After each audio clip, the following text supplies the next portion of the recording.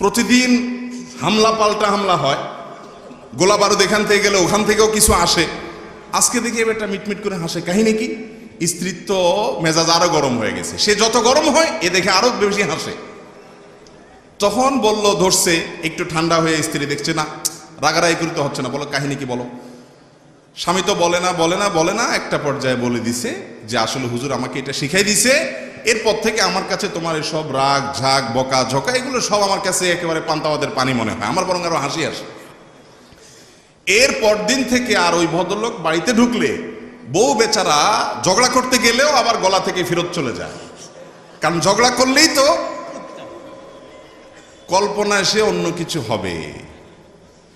একথা শুধু মহিলাদের জন্য বলছি, মা বোনদের রাগ করার কোনো কারণ নাই। একই কথা পুরুষদের বেলায়ও হতে পারে। অনেক পুরুষ আছে এরকম ছেঁচড়ার মতো গেউ গেউ গেউ গেউ করে, করে কি করে না। তো তাদের বেলায় যদি মহিলারা এই একই পদ্ধতি অ্যাপ্লাই করেন, ইনশাআল্লাহ অন্তত ওই গেউ গেউটা থামানোর জন্য ওষুধের কাজ দিবে। তো খোলাসা কথা হলো, সবর থাকতে হবে। রাগ হলে পাল্টা রাগ দাম্পত্য জীবনে কখনো সুখ আসার কারণ হয় না। দাম্পত্য জীবনে স্বামী হোক আর স্ত্রী হোক, ধৈর্য ধারণ করতে না পারলে কখনো শান্তি পাওয়া যায়, ধৈর্য ধারণ করতে হয়। নবী করিম সাল্লাল্লাহু আলাইহি ওয়াসাল্লাম জীবনে অনেক ঘটনা ঘটেছে, এর আগে আমি একাধিকবার বিভিন্ন জায়গায় বলেছি। আয়েশা রাদিয়াল্লাহু তাআলা আনহা ঘরে ছিলেন, তিনি তার নিয়ম ছিল যে স্ত্রীর ঘরে থাকতেন, রান্নাবাড়া তিনি করতেন। অন্য স্ত্রী এক বাটি খাবার দিয়ে একটা কাজের মেয়েকে পাঠাইছে, খাদ্দামাকে কৃতদাসীকে পাঠিয়েছেন এক বাটি খাবার দিয়ে, তরকারি দিয়ে ধরেন। তো ভালো বুড়া রান্না করেছেন, রসুলের জন্য পাঠাইছেন। আয়েশা রাদিয়াল্লাহু তাআলা আনহা দরজা খুলে দেখলেন যে কাজের মেয়ে তরকারি নিয়ে আসছে আরেক স্ত্রীর ঘর থেকে। তো এই টাইমে যে কোনো মানুষই, যে কোনো মহিলারই মাথা গরম হওয়ার কথা। আমার বাসায় আজকে উনি থাকবে, আমি যা খাওয়াবো, তুমি আবার ওখান থেকে এক বাটি দিয়ে ভালো হওয়ার চেষ্টা করতেছ। উনি বাটিটা ধরে ছুঁড়ে ফেলে দিলেন, ছুঁড়ে ফেলে দিলেন। বাটির সব তরকারি তো গেছে গেছে, বাটিও দুই টুকরা হয়ে গেছে, কাঁচের বাটি ছিল। এই দৃশ্য নবী করিম সাল্লাল্লাহু আলাইহি ওয়াসাল্লাম দেখার পর উনি বাইরে হয়ে আসলেন, যা উঠান থেকে নিজের হাতে সে ভাঙা বাটিটা নিয়ে আসলেন। আনার পর একই শেপের একই ধরনের আরেকটা বাটি এই ঘরেও ছিল, আসলে তার ঘরে। ওই খালি বাটিটা নিয়ে কাজের মেয়ের হাতে দিয়ে বললেন, এটা নিয়ে ওই বাসায় চলে যাও এবং খবরদার মুখে তালা, এখানে কি ঘটেছে এর কোনো কথা বলা যাবে না, শুধু বাটিটা সেখানে ফেরত দিবা। ওখানে বাটিটা ফেরত দিছে। যিনি পাঠিয়েছেন তিনি মনে করেছেন যে কি, যে তরকারি রেখে কত সুন্দর করে ধুয়ে সাফ করে আবার বাটিটি দিয়েছে, তিনি অনেক খুশি। এই হাদিস বর্ণনা করার পর কোন মুহাদ্দিস, কোন হাদিস বিশারদ, কোন হাদিসের শেষে এটুকু অতিরিক্ত বর্ণনা করতে পারেন নাই যে নবী করিম সাল্লাল্লাহু আলাইহি ওয়াসাল্লাম আয়েশা রাদিয়াল্লাহু আনহাকে ডেকে দুই চারটা ধমক দিয়েছেন। আপনি আমি যদি হইতাম এই জায়গায়, আর কিছু না হোক বোর দিকে তাকায়া অন্তত বিরক্তির সুরে এটুকু তো বলতাম যে এটা কাজ করলা, তুমি বাটিটা ভেঙে ফেললা, তুমি তরকারি না নিতে বাটিটা ভেঙে ফেললা। নবী করিম সাল্লাল্লাহু আলাইহি ওয়াসাল্লাম একটি কথাও বলেছেন বলে কোনো বর্ণনায় পাওয়া যায় না।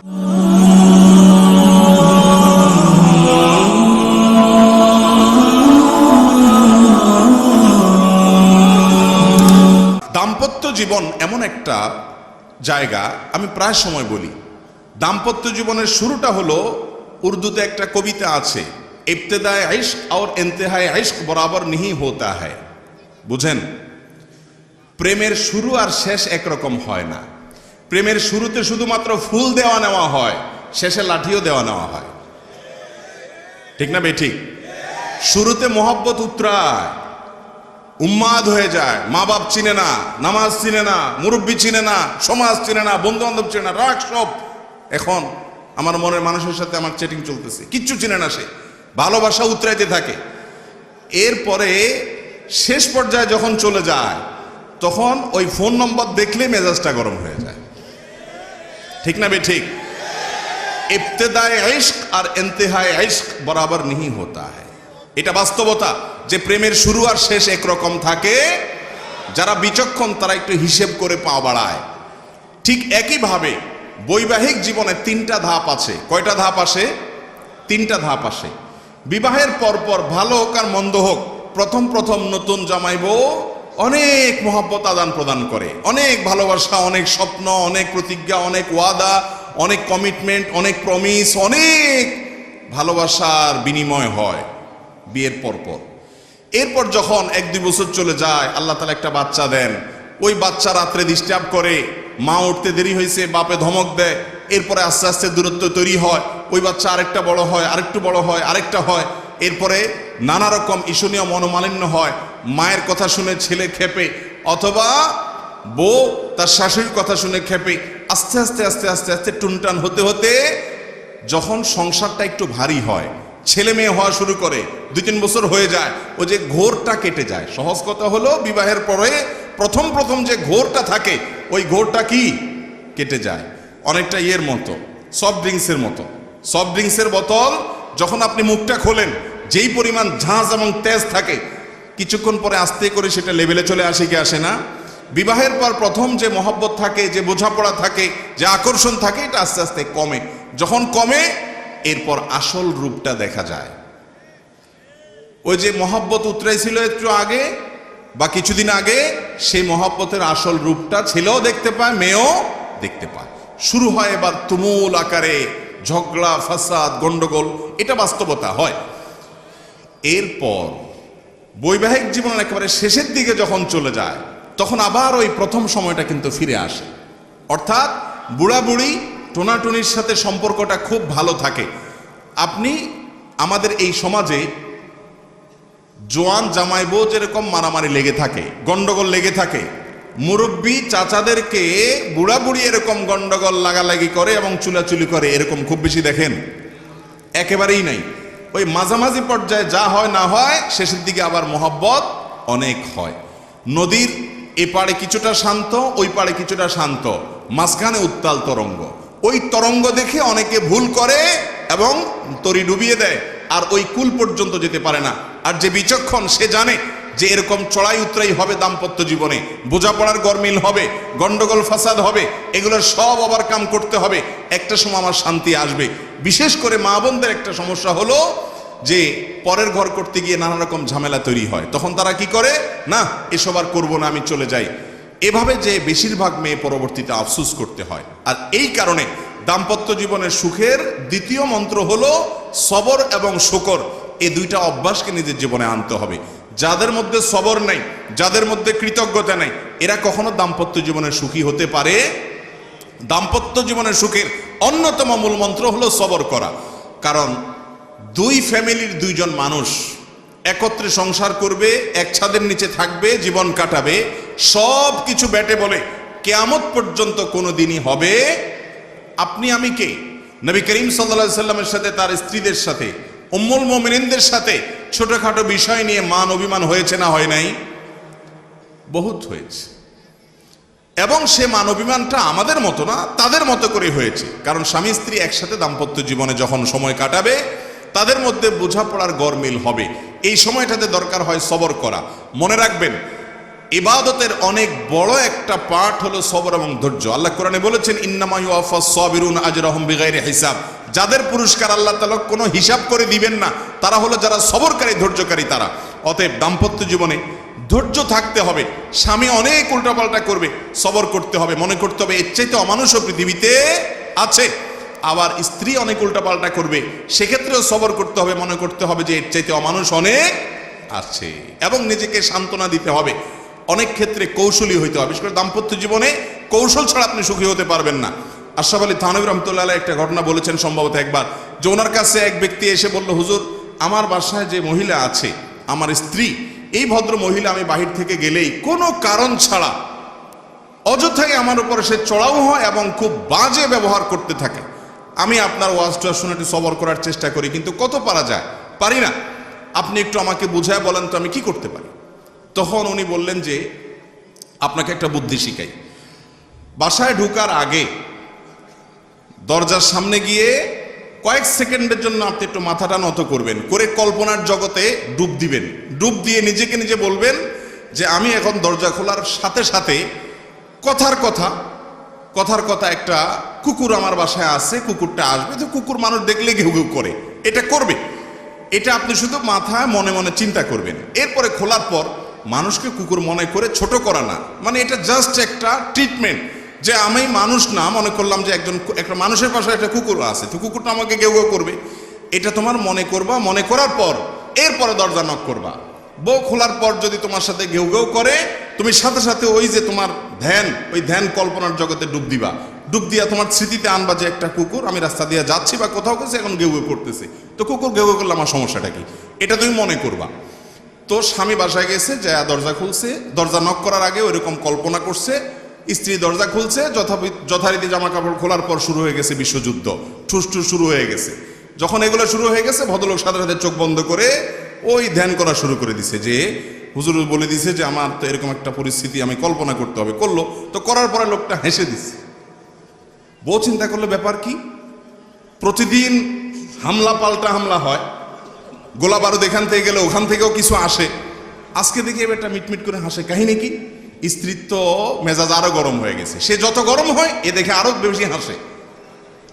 তখন বলল, ধরছে একটু ঠান্ডা হয়ে, স্ত্রী দেখছে না রাগারাগি করতে হচ্ছে না, বলো কাহিনী কি বলো।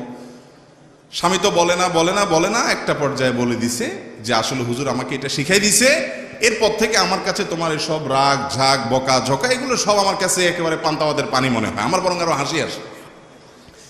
এর পরদিন থেকে আর ওই ভদ্রলোক বাড়িতে ঢুকলে বউ বেচারা ঝগড়া করতে গেলেও আবার গলা থেকে ফেরত চলে যায়, কারণ ঝগড়া করলেই তো কল্পনা এসে অন্য কিছু হবে। এ কথা শুধু মহিলাদের জন্য বলছি, মা বোনদের রাগ করার কোনো কারণ নাই। একই কথা পুরুষদের বেলায় হতে পারে, অনেক পুরুষ আছে এরকম ছেঁচড়ার মতো গেউ গেউ গেউ গেউ করে, করে কি করে না। তো তাদের বেলায় যদি মহিলারা এই একই পদ্ধতি অ্যাপ্লাই করেন, ইনশাআল্লাহ অন্তত ওই গেউ গেউটা থামানোর জন্য ওষুধের কাজ দিবে। তো খোলাসা কথা হলো, সবর থাকতে হবে। রাগ হলে পাল্টা রাগ দাম্পত্য জীবনে কখনো সুখ আসার কারণ হয় না। দাম্পত্য জীবনে স্বামী হোক আর স্ত্রী হোক, ধৈর্য ধারণ করতে না পারলে কখনো শান্তি পাওয়া যায়, ধৈর্য ধারণ করতে হয়। নবী করিম সাল্লাল্লাহু আলাইহি ওয়াসাল্লাম জীবনে অনেক ঘটনা ঘটেছে, এর আগে আমি একাধিকবার বিভিন্ন জায়গায় বলেছি। আয়েশা রাদিয়াল্লাহু তাআলা আনহা ঘরে ছিলেন, তিনি, তার নিয়ম ছিল যে স্ত্রীর ঘরে থাকতেন, রান্নাবাড়া তিনি করতেন। অন্য স্ত্রী এক বাটি খাবার দিয়ে একটা কাজের মেয়েকে পাঠাইছেন, খাদ্দামাকে কৃতদাসীকে পাঠিয়েছেন এক বাটি খাবার দিয়ে, তরকারি দিয়ে ধরেন। তো ভালো বুড়া রান্না করেছেন, রসুলের জন্য পাঠাইছেন। আয়েশা রাদিয়াল্লাহু তাআলা আনহা দরজা খুলে দেখলেন যে কাজের মেয়ে তরকারি নিয়ে আসছে আরেক স্ত্রীর ঘর থেকে। তো এই টাইমে যে কোনো মানুষই, যে কোনো মহিলারই মাথা গরম হওয়ার কথা, আমার বাসায় আজকে উনি থাকবে, আমি যা খাওয়াবো, তুমি আবার ওখান থেকে এক বাটি দিয়ে ভালো হওয়ার চেষ্টা করতেছো। উনি বাটিটা ধরে ছুঁড়ে ফেলে দিলেন, ছুঁড়ে ফেলে দিলেন। বাটির সব তরকারি তো গেছে গেছে, বাটিও দুই টুকরা হয়ে গেছে, কাঁচের বাটি ছিল। এই দৃশ্য নবী করিম সাল্লাল্লাহু আলাইহি ওয়াসাল্লাম দেখার পর উনি বাইরে হয়ে আসলেন, যা উঠান থেকে নিজের হাতে সে ভাঙা বাটিটা নিয়ে আসলেন। আনার পর একই শেপের একই ধরনের আরেকটা বাটি এই ঘরেও ছিল, আসলে তার ঘরে, ওই খালি বাটিটা নিয়ে কাজের মেয়ের হাতে দিয়ে বললেন, এটা নিয়ে ওই বাসায় চলে যাও এবং খবরদার মুখে তালা, এখানে কি ঘটেছে এর কোনো কথা বলা যাবে না, শুধু বাটিটা সেখানে ফেরত দিবা। ওখানে বাটিটা ফেরত দিছে। যিনি পাঠিয়েছেন তিনি মনে করেছেন যে কি, যে তরকারি রেখে কত সুন্দর করে ধুয়ে সাফ করে আবার বাটিটি দিয়েছে, তিনি অনেক খুশি। এই হাদিস বর্ণনা করার পর কোন মুহাদ্দিস, কোন হাদিস বিশারদ, কোন হাদিসের শেষে এটুকু অতিরিক্ত বর্ণনা করতে পারেন নাই যে নবী করিম সাল্লাল্লাহু আলাইহি ওয়াসাল্লাম আয়েশা রাদিয়াল্লাহু আনহাকে ডেকে দুই চারটা ধমক দিয়েছেন। আপনি আমি যদি হইতাম এই জায়গায়, আর কিছু না হোক বোর্ড দিকে তাকায়া অন্তত বিরক্তির সুরে এটুকু তো বলতাম যে এটা কাজ করলা, তুমি বাটিটা ভেঙে ফেললা, তুমি তরকারি না নিতে বাটিটা ভেঙে ফেললা। নবী করিম সাল্লাল্লাহু আলাইহি ওয়াসাল্লাম একটি কথাও বলেছেন বলে কোনো বর্ণনায় পাওয়া যায় না। দাম্পত্য জীবনে শান্তি আসার জন্য স্ত্রীর অনেক কিছুকে হজম করা শিখতে হয় স্বামীর, আবার একইভাবে স্বামীর অনেক কিছুকে হজম করা শিখতে হয় কার? স্ত্রীর। আজ আমাদের সমাজ ব্যবস্থায় ভোগ ভোগ ভোগ, ত্যাগের কোনো নাম নিশানা নেই, যার কারণে সবর কেউ কাউকে প্রতি করতে রাজি না।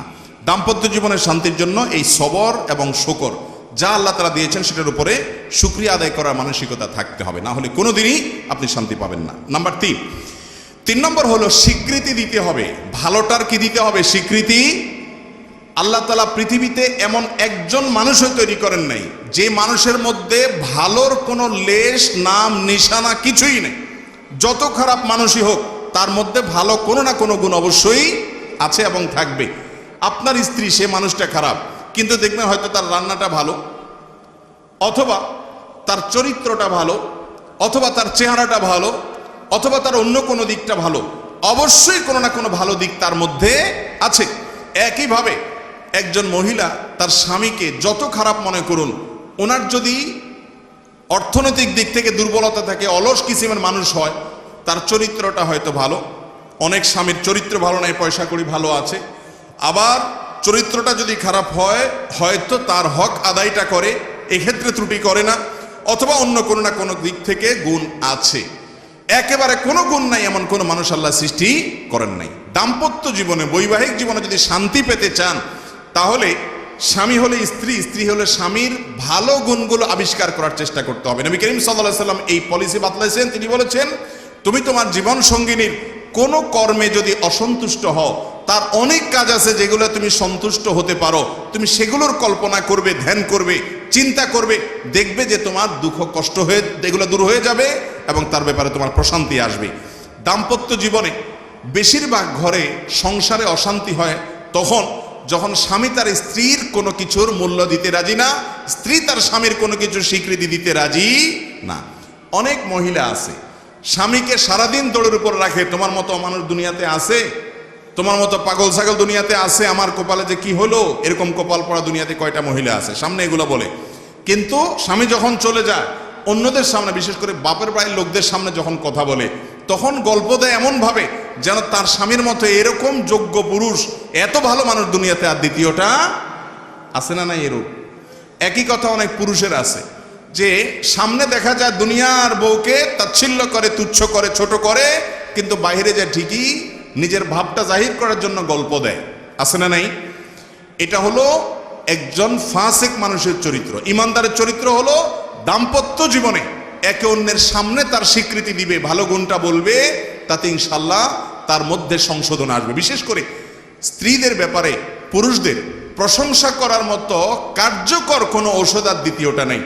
নিয়মিত যদি বউয়ের হাতে ভালো বুড়া রান্না খেতে চান, নিয়ম করে, রুটিন করে, সিস্টেম করে, একদম ডায়েরি মেনটেন করে প্রশংসা করেন, আপনি নিশ্চিত থাকেন ইনশাআল্লাহ আপনার দিনকাল অন্তত এই ক্ষেত্রে ভালো যাবে। ঠিক না বে ঠিক? যে সমস্ত স্বামী বউদের রান্নার দোষ ধরে, বাহিরে খেয়ে এসে বাসায় গল্প দেয়, এদের কপাল খারাপ।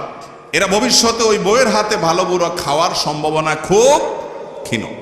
আর ভালো হোক মন্দ হোক, যতক্ষণ পর্যন্ত আপনি পরিতৃপ্তির কথা জাহির করবেন, অবশ্যই কোনো ভালো দিক আছে, একটু প্রশংসা করবেন, দেখবেন ইনশাআল্লাহ দিনটা ভালো যাবে। বিশেষ করে স্বীকৃতি, এটা মানুষ চায়। দাম্পত্য জীবনে বেশিরভাগ মানুষ স্বীকৃতি দিতে চায় না। স্বামী হলে স্ত্রীর, স্ত্রী হলে স্বীকৃতির, স্ত্রী হলে স্বামীর। যতটুকু পাইছেন ততটুকু স্বীকৃতি দিবেন, তাহলে ইনশাআল্লাহ দাম্পত্য জীবনে সুখ শান্তি আসবে। নাম্বার 4 নম্বর হলো, স্বামী স্ত্রী প্রত্যেকের কিছু কনসার্নের ইস্যু আছে, কিছু ইস্যুতে তার খুব কষ্ট হয়, সেই ইস্যুগুলোকে আমলে আনা। যেমন মহিলাদের একটা বিষয় আছে, তাদের বাপের বাড়ির কাউকে নিয়ে যদি আপনি একটু দুর্নাম করেন, যে তোমার ভাইটা অমানুষ, অকর্মা, তোমার বাপটা এরকম, তোমার বোনটা এরকম, তাহলে শেষ। হয়তো উপর দিয়ে কিচ্ছু বলবে না, শুনে আপনার সাথে তাল মিলাবে, হওয়া তুমি ঠিকই বলছো, কিন্তু পরবর্তীতে ঠেলা আপনি সুদে আসলে বুঝবেন। ঠিক না ভাই? ঠিক। আপনি যদি শ্বশুর বাড়ির লোকদের শুধু তারিফ করেন, তাদের ভালো গুণগুলা শুধু বলেন, সারাদিন বলেন যে মাশাআল্লাহ মাশাআল্লাহ তোমার বোনটা এরকম মাশাআল্লাহ, সে বদনামি করবে, আপনি বলবেন না না না তুমি কি বলতেছো, তার দোষের চাইতে গুণ অনেক বেশি মাশাআল্লাহ। উল্টা বরং এক কাঠি সামনে আগাবেন, দেখবেন যে স্ত্রী আপনার কথায় উঠবে বসবে, যা বলবেন সব করতে রাজি হবে, কিন্তু তার বাপের বাড়ির মানুষের বদনামি করতে পারবেন। অনেক পুরুষরা এই জায়গাটা ভুল করে। ঠিক একইভাবে আবেগের মূল্য দেওয়া। ডক্টর খন্দকার আব্দুল্লাহ জাহাঙ্গীর রহমাতুল্লাহ একটা কথা বলতেন, উনি বলতেন যে মহিলাদেরকে আল্লাহ রাব্বুল আলামিন প্রচুর পরিমাণ আবেগ দিয়ে সৃষ্টি করেছে। তাদের মধ্যে যত আবেগ আছে আমাদের পুরুষদের মধ্যে এত আবেগ নাই। আবেগ বেশি কেন? কারণ সারাদিন কাজ করেছে, অনেক রাত হয়েছে ঘুমাইতে ঘুমাইতে, এরপরও রাতে একটু চোখটা শুধু লেগে আসছে আর বাচ্চাটা পেশাব করে দিস, সব ভেসে গেছে। অথবা চিৎকার করে কেঁদে উঠছে, মা হিসাবে তার ঘুম ভেঙে উঠে যেতে হয়। যেই মা ঘুম পাগলে মা, ঘুম ছাড়া কিচ্ছু বুঝে না, এই রকম মাও ওই শিশুর কান্নার আওয়াজে ঠিকই ঘুম ভেঙে যায়। বাপ বিরক্ত হয়ে কই মাছের মাথা চাবানোর মতো এরকম করতে করতে উঠে হয়তো আরেক রুমে চলে যায়, মা ঠিকই বাচ্চা নিয়ে পড়ে থাকে। কিসের ভিত্তিতে পারে? তার মধ্যে আবেগ আছে। তার মধ্যে কি আছে? আবেগ আছে, ভালোবাসা আছে, আপনার চাইতে বেশি আছে। যার বুকে আবেগ বেশি থাকে ওই ব্যক্তির রাগটাও এরকম তাড়াতাড়ি হয়। অতএব স্ত্রীর রাগগুলোকে হজম করার মানসিকতা থাকতে হবে, কারণ সে বুক ভর্তি ভালোবাসা দিয়ে আপনার সন্তানদের মানুষ করছে। আবেগ অনেক বেশি আছে, এজন্য রাগটাও একটু বেশি। হজম করার চেষ্টা করতে হবে। দাম্পত্য জীবনে তার কষ্ট হয় এরকম কোনো বিষয় করা যাবে না। একই কথা মহিলাদের জন্য প্রযোজ্য, যে স্বামী কোন কথা একটু খেপে। অনেক পুরুষ আছেন তার মায়ের কোনো দোষ ধরলে তার মেজাজটা গরম হয়ে যায়, তার ভাই বোনের কোনো দোষ ধরলে মেজাজটা গরম হয়ে যায়, অথবা মানুষের সামনে কিছু বললে মেজাজটা গরম হয়ে যায়। তার কোন জিনিসটাতে রাগ বেশি হয় সেই জিনিসগুলোকে আমলে নিয়ে সেগুলোকে মূল্যায়ন করে সেগুলো থেকে বেঁচে থাকার চেষ্টা করতে হবে। নাম্বার 5, এই যুগে সংসারে অশান্তির অন্যতম কারণ হলো সোশ্যাল মিডিয়ার অ্যাক্টিভিটিস। সোশ্যাল মিডিয়ার অ্যাক্টিভিটিস, ফেসবুক ইউটিউবে বুঁদ হয়ে বইয়ের দিকে তাকানোর সময় নেই, মনোযোগ দেওয়ার সময় নেই। আপনি ফেসবুকে ইটিস বিটিস করতেছেন অন্যদের সাথে, লাইক কমেন্ট গুনতে গুনতে দিন যাচ্ছে, বইয়ের সাথে কথা বলার সময় নাই। একই কথা মহিলার জন্য প্রযোজ্য। মহিলা দেখা যাচ্ছে যে ওই সিরিয়াল দেখতে দেখতে শেষ, স্বামী আসছে, দরজা খুলে দিছে, বসো, আর সে দেখে আছে ওইদিকে। এই যে মহিলারা টেলিভিশন এবং মহিলাদের মধ্যে সোশ্যাল মিডিয়ার এডিকশন আজকাল বেড়েছে, পুরুষদের মধ্যেও। এটার নিয়ন্ত্রণ যদি কেউ করতে না পারে তার দাম্পত্য জীবনের শান্তি কখনো আসবে। নেক্সট সুরাতে ধোকা হয়, সেটা হলো অনেকে দাওয়াতের কাজ করে, ইসলাম প্রচারের কাজ করে, সারাদিন দুই হাতে উনি ইসলাম প্রচার করতেছে, বইয়ের দিকে একটু তাকাচ্ছে না, একটু কথা বলছে না, তার সুবিধা অসুবিধাগুলো জানছে না। এগুলো আজকাল সংসারগুলোতে অশান্তি হওয়ার অন্যতম বড় কারণ হলো এই সোশ্যাল মিডিয়ার এডিকশন। এটাকে নিয়ন্ত্রণ করতে না জানলে সাংসারিক জীবনে কখনো শান্তি আসবে। অতএব ভাইরা আমার, বাসা বাড়িতে কোনো গ্যাঞ্জাম নিয়ে ঢুকবেন না। অফিস আদালতের যত ঝামেলা আছে দরজার বাইরে ফেলে রেখে বাসায় ঢুকবেন। আর মহিলারাও বাসার কোনো গ্যাঞ্জাম স্বামী বাহির থেকে আসলে পেশ করবেন না, নিজেকে ফ্রেশ হিসাবে পেশ করবেন। ইনশাল্লাহ দাম্পত্য জীবনে শান্তি আসবে। এরপরে 6 নম্বর হলো, অন্যের মুখে দাম্পত্য জীবনের সুখে থাকার মিথ্যা গল্প শুনবেন না, বিশ্বাস করবেন না।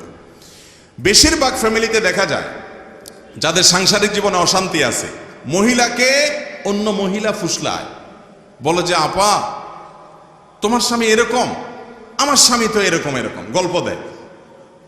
এমন ভাবে গল্প দেয় মনে হচ্ছে উনি সুখের সাগরে ভাসতেছে। আপনার তখন মনে হয়, ওই মহিলার তখন মনে হয় যে হায় হায় রে, আমার কপালটা এত খারাপ।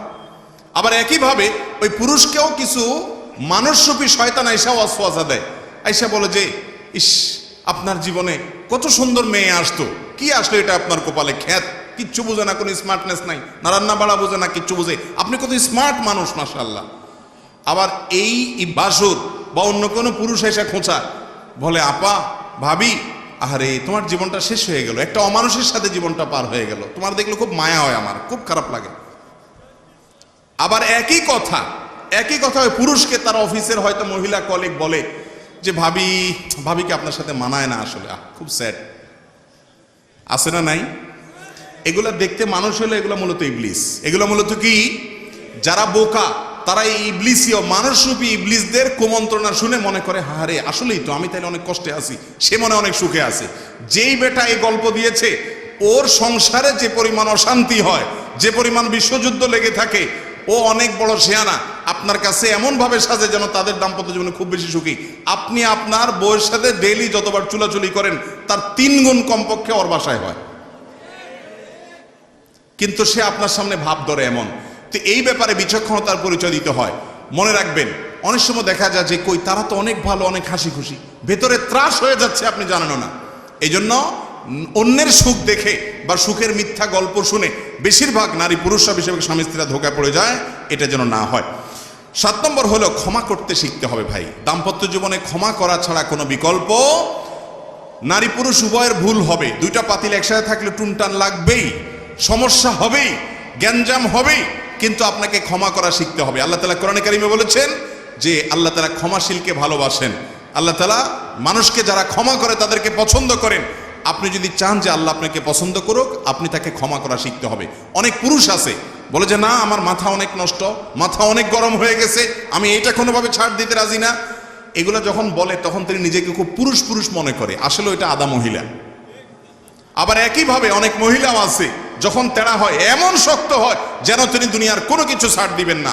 এগুলো সবগুলো হলো ভুল ভাইরা আমার। দাম্পত্য জীবনে একে অন্যকে ক্ষমা করা শিখতে হয়, যে ঠিক আছে যা হয়েছে হয়েছে, আমি মাফ করে দিলাম। এই উদারতা দেখাইতে পারলে শান্তি আসবে, আর না হলে শান্তি আসবে না।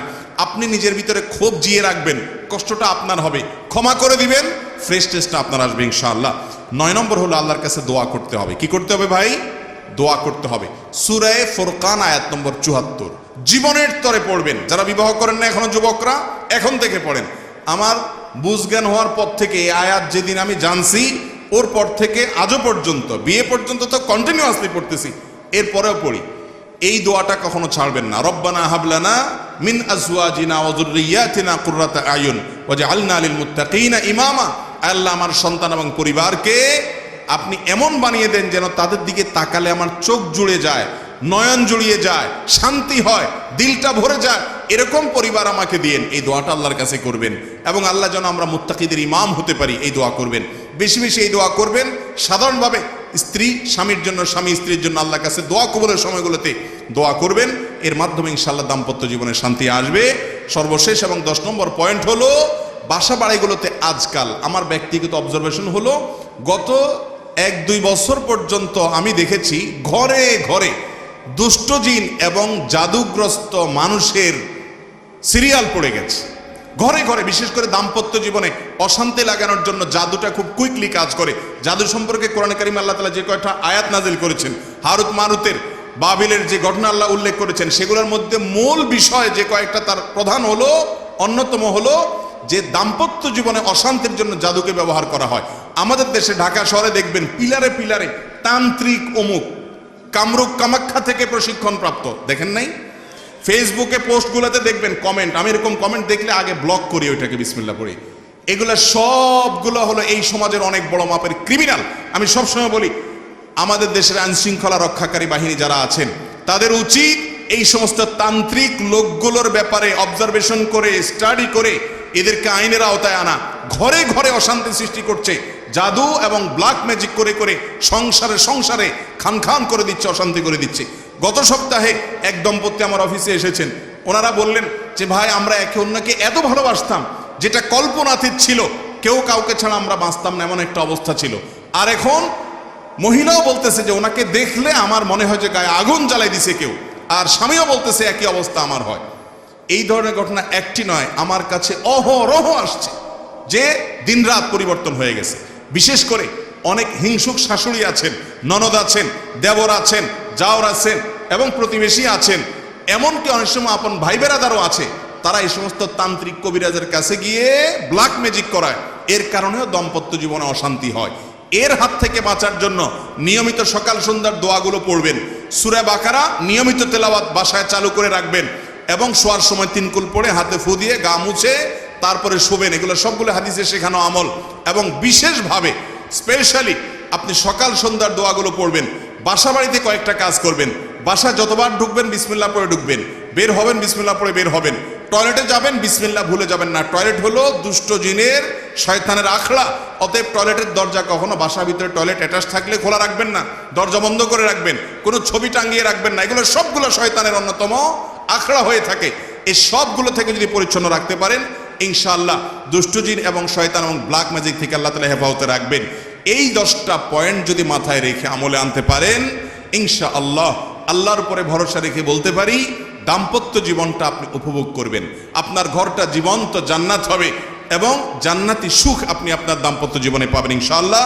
আবারও এক নজরে বলে দিচ্ছি, প্রথম কাজ হলো জীবন সঙ্গী নির্বাচনে দিনদারিতা দেখেই নির্বাচন করতে হবে, অন্য কোনো কিছুকে প্রাধান্য দেওয়া যাবে না। নাম্বার 2, সবর এবং ধৈর্য ধারণ করা শিখতে হবে, শুকর করা শিখতে হবে। সবর ছাড়া কখনো দাম্পত্য জীবনে শান্তি আসবে না। হজম করা শিখতে হবে, ফুটফাট রাগ করা যাবে না, নিয়ন্ত্রণ করা শিখতে হবে নিজেকে। নাম্বার 3, নিজের জীবন সঙ্গীর ভালো কাজগুলোর প্রশংসা করা শিখতে হবে। যত বেশি স্বীকৃতি দিবেন, যত বেশি প্রশংসা করবেন, আপনার দুর্বলতা থাকলেও আপনার জীবনসঙ্গী মাফ করবে, উদারতা দেখে তার ভালো লাগবে, স্বীকৃতি দেওয়া শিখতে হবে। নাম্বার 4, স্বামী স্ত্রী একে অন্যের দুর্বলতার জায়গাগুলো, বিশেষ করে যে বিষয়গুলোতে তিনি সিরিয়াস হয়ে যান, কষ্ট পান, সেগুলোকে আমলে নিতে হবে, কনসার্নের জায়গাগুলোকে আমলে নিতে হবে, এবং তার আঘাত হয় এমন কোনো কাজ কথা করা যাবে না। নাম্বার 5, সোশ্যাল মিডিয়া এবং ফেসবুক ইত্যাদি ব্যবহার করেন, কিন্তু এটা নিয়ন্ত্রণ করতে হবে। বোর সামনে বসে ঘন্টাকে ঘন্টা আপনি এগুলো টিপতেছেন, বেচারি সেজেগুজে বসে আছে, অথবা আপনার স্বামী বাহির থেকে অনেক আশা ভরসা করে এসেছে, আপনার সাথে খুনসুটি করবে, সময় কাটাবে, কথা বলবে, আপনি বসে আছেন ফেসবুকে, আপনি বসে আছেন ইউটিউব নিয়ে ব্যস্ত। এগুলো আমাদের সাংসারিক জীবনে অশান্তির অন্যতম প্রধান কারণ। যারা এগুলোর ম্যানেজমেন্ট জানে না, নিয়ন্ত্রণ করতে জানে না, তাদের দাম্পত্য জীবনে শান্তি আসে না। 6 নম্বর কারণ হলো অন্যের মুখে অন্য কোনো দম্পতি খুব সুখে আছে, তাদের মধ্যে কোনো অশান্তি নাই, এই সমস্ত মিথ্যা গল্প বিশ্বাস করবেন না। প্রত্যেক দম্পতির মধ্যে অশান্তি আছে, তারটা আপনি জানেন না, সে হয়তো আপনাকে প্ররোচিত করে, এগুলো আমল নেবেন না। মনে রাখবেন আপনি অনেক সুখে আছেন অন্য অনেকের চাইতে, আলহামদুলিল্লাহ। এই যে বিষয়টা মাথায় রাখতে হবে, অন্যদের এসব গল্প শোনা যাবে না। 7 নম্বর হলো ক্ষমা করতে জানতে হবে। ক্ষমা না করলে দাম্পত্য জীবনে শান্তি আসবে না। যত ভুলই হোক, আল্লাহর কাছে যদি ক্ষমা চান, তাহলে আল্লাহর বান্দাকে ক্ষমা করতে হবে। এক মালিক তার কাজের লোককে, একবার ভুল হয়েছে, দ্বিতীয়বার ভুল হয়েছে, এরপরে বারবার সে মাপ চায়, মালিক মাফ করে দেয়। এরপরে অধীনস্থ বলেছে, মালিক বলেছে যে তোমাকে কয়বার আমি মাফ করব? তখন অধীনস্থ বললেন যে হুজুর, আপনি আমাকে ততবার মাফ করলেই চলবে, কিয়ামতের ময়দানে আল্লাহর কাছে যতবার আপনি মাপ চাওয়ার আশা, মাপ পাওয়ার আশা করেন। ঠিক একইভাবে আমরা কেউ ফেরেশতা না ভাই, অসংখ্য ভুলভ্রান্তি আছে। আমার স্ত্রী ভুল করেছে, আমার স্বামী ভুল করেছে, আমি তাকে ক্ষমা করা শিখতে হবে। ক্ষমা না করতে পারলে শান্তি পাবেন না। নাম্বার 8 নম্বরটা মিস হয়েছে আগে। 8 নম্বর হলো চাহিদা নিয়ন্ত্রণ করতে হবে, চাহিদাকে কন্ট্রোল করতে হবে। চাহিদা যদি কন্ট্রোল করতে না পারেন, শান্তি কখনো আসবে না। দুনিয়াতে নির্মল সুখ কেউ পায় না। অনেক মহিলারা এসে বলে হুজুর আমার স্বামীটা অমানুষ, আমার শ্বশুরটা অমানুষ। আমি বলি ভাই, আল্লাহ তাআলা এই পৃথিবীতে আপনাকে যে কষ্টে রেখেছেন, এই কষ্টের একটা এন্ডিং আছে, এর একটা শেষ আছে। মৃত্যু হয়ে গেলে শেষ হয়ে যাবে, অনন্ত অসীমকালের শান্তি। আল্লাহ যদি আপনাকে খারাপ শাশুড়ি দিয়ে, খারাপ শ্বশুর দিয়ে, খারাপ স্বামী দিয়ে, খারাপ স্ত্রী দিয়ে পরীক্ষা নেয়, আপনি যদি হজম করতে পারেন, আর এর বিনিময়ে যদি অনন্ত অসীমকালের জান্নাত পেয়ে যান, তাহলে এটা কি লস প্রজেক্ট না লাভের প্রজেক্ট? অতএব চাহিদাকে কন্ট্রোল করতে হবে। বেশিরভাগ স্বামী স্ত্রী এই চাহিদা লাগামহীন হওয়ার কারণে এরকম অশান্তি হয়। আপনি আপনার স্ত্রীর কাছ থেকে যে চাহিদা, সেই চাহিদাকে আপনি কমান, স্বামীর কাছে যে চাহিদা সেটা আপনি কমান, শান্তি আসবে ইনশাআল্লাহ। 9 নম্বর হলো আল্লাহর কাছে দোয়া করবেন দাম্পত্য জীবনে সুখ শান্তির জন্য। আর 10 নম্বর হলো শয়তান এবং ব্ল্যাক ম্যাজিক, দুষ্ট জিনের যে প্রভাব বাসা বাড়িতে হয়, এগুলো থেকে নিয়ন্ত্রণ করার আমলগুলো করবেন। এই কাজগুলো করলে ইনশাআল্লাহ আল্লাহ তাআলা আমাদের দাম্পত্য জীবনে সুখ শান্তি দিবেন। আল্লাহ তাআলা আমাদের সবাইকে দাম্পত্য জীবনে সুখী হওয়ার, মানুষ হওয়ার এবং আনন্দময় জীবন উপভোগ করার তৌফিক আল্লাহ তাআলা আমাদের সবাইকে দান করুন। যে ব্যক্তি দাম্পত্য জীবনে যত বেশি সুখী, সে ব্যক্তি আল্লাহর কাছে তত বড় মুত্তাকি ইনশাআল্লাহ, যদি তার অন্যান্য বিষয়গুলো সব ঠিক থাকে। অতএব আল্লাহ তাআলার কাছে আমরা সবাই সুখী দাম্পত্য জীবন চাই কি চাই না? অতএব এই আমলগুলো আমরা করার চেষ্টা করব। আল্লাহ আমাকে, আপনাকে, আমাদের সবাইকে আমল করার তৌফিক দান করুন। জাযাকুমুল্লাহ ওয়া আখিরু দাওয়ানা আলহামদুলিল্লাহি রাব্বিল আলামিন।